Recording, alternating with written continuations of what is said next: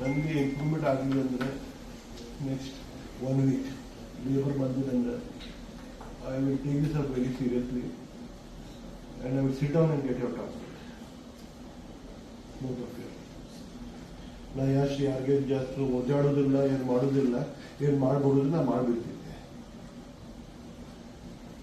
If you are just ಬಿಟ್ಟು ಅವ್ರ ಬಗ್ಗೆ ನೀವು ಮಾತಾಡಿ ಅವ್ರ ಬಗ್ಗೆ ಏತಂದ್ರೆ ದಿನ ರಾತ್ರಿ ನಾ ಅದು ಕೇಳೋದಿಲ್ಲ.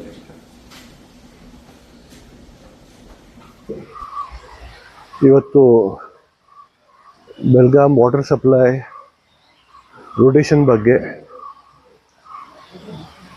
ಮತ್ತು ಯಾವಾಗ 24/7 ಕಂಪ್ಲೀಟ್ ಆಗ್ತೈತೆ ಅದ್ರ ಬಗ್ಗೆ, ಮತ್ತು ಇವ್ರೇನು ಪೈಪ್ ಲೈನ್ ಮಾಡ್ತಾ ಇದ್ದಾರೆ ಅದು ರೆಸ್ಟೋರೇಷನ್ ಹೆಂಗಾಗ್ತಾ ಇದೆ ಅದ್ರ ಬಗ್ಗೆ ಕಮಿಷನರ್ ಸಾಹೇಬರು, ಸಿಟಿ ಇಂಜಿನಿಯರು, ವಾಟರ್ ಸಪ್ಲೈ ಅವರು, ಎಸ್ ಅವರು ಎಲ್ಲರೂ ಒಂದು ಮೀಟಿಂಗ್ ತೊಗೊಂಡಿವೆ.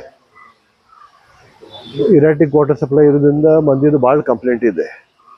ಯಾರು ಹೇಳ್ತಾರೆ 7 ದಿವಸ, ಯಾರು ಹೇಳ್ತಾರೆ 8 ದಿವಸ, ಯಾರ್ಯಾರು ಫೋನ್ ಮಾಡ್ತಾರೆ 10 ದಿವಸ ಬರೋದಿಲ್ಲ ಅಂತ ಕಂಪ್ಲೇಂಟ್ ಬರ್ತಾ ಇದೆ. ಅದ್ರ ಸಲುವಾಗಿ ನಾವು ಈಗ ಇವತ್ತು ಮೀಟಿಂಗ್ ತೊಗೊಂಡೀವಿ.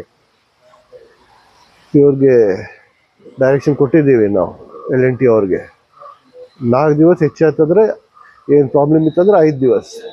ಡ್ಯಾಮ್ಸಲ್ಲಿ ನೀರ್ದು ಏನು ಪ್ರಾಬ್ಲಮ್ ಇಲ್ಲ, ಪೈಪ್ಲೈನ್ದಲ್ಲಿ ಏನು ಪ್ರಾಬ್ಲಮ್ ಇಲ್ಲ, ಬರೀ ಡಿಸ್ಟ್ರಿಬ್ಯೂಷನ್ ಏನು ಪವರ್ ಶಟ್ ಡೌನ್ ಅಂದರೆ ಅಷ್ಟು ಪ್ರಾಬ್ಲಮ್ ಬರೋದು. ಅದಾಗಲಿಲ್ಲ ಅಂದ್ರೆ 4 ದಿವಸ, ಇಲ್ಲಾಂದ್ರೆ ಮ್ಯಾಕ್ಸಿಮಮ್ 5 ದಿವಸ ಒಳಗೆ ಪ್ರತಿ ಮನೆಗೆ ನೀರು ಸಿಗಬೇಕು. ಅದರ ಬಗ್ಗೆ ಎಲ್ಲಿ ಅವ್ರು ಕೆಲಸ ಮಾಡ್ತಾ ಇದ್ದಾರೋ ಅದು ರೋಡ್ ರೆಸ್ಟೋರೇಷನ್ ವರ್ಕ್ ಅವ್ರದ್ದು ಪ್ರೆಷರ್ ಟೆಸ್ಟಿಂಗ್ ಆದ್ಮೇಲೆ ಇಮಿಡಿಯೇಟ್ ಮಾಡಬೇಕು. ಅದ್ರ ಜೊತೆ 24/7 ಏನಿದೆ ಅದು ಇಮಿಡಿಯೇಟ್ಲಿ L&T ಅವ್ರದ್ದು ಎಷ್ಟು ಕಾಂಟ್ರಾಕ್ಟ್ ಪೀರಿಯಡ್ ಇದೆ ಅದು ಕಾಂಟ್ರಾಕ್ಟ್ ಪೀರಿಯಡ್ ತನಕ ಅವ್ರು ಮುಗಿಬೇಕು. ಇದು ಮೀಟಿಂಗ್ ತೊಗೊಂಡು ಇದು ಮಾತಾಡಿದ್ದೀವಿ.